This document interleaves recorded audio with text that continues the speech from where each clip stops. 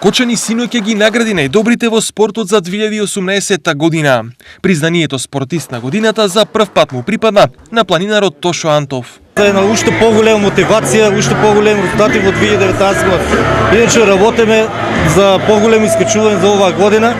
Тоа е врвот Матархорн во Швајцарија, еден од најтешките и најопасните врвови. Ова е прв пат општина Кочани за спортист на годината да избере еден планинар. Задоволни од постигнатото годинава бе и најдобрата женска спортистка, како и најдобриот млад надежен спортист.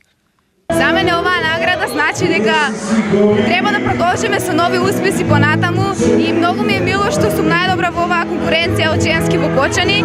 Се надевам и дека понатаму ќе успеам да достигнам многу поголеми успеси во иднина. Ова за мене е една мотивација за поголеми резултати понатаму. Јас ќе продолжам да играм шах како досега и ќе вежбам уште повеќе. Оваа награда ми беше поттик за да продолжам да вежбам и да освојам многу повеќе награди. Беа наградени и најдобрата екипа, најуспешниот тренер и најдобриот спортски работник. За афирмација на спортот, постхумно признание доби спортскиот коментатор Венцислав Симеонов Брацо.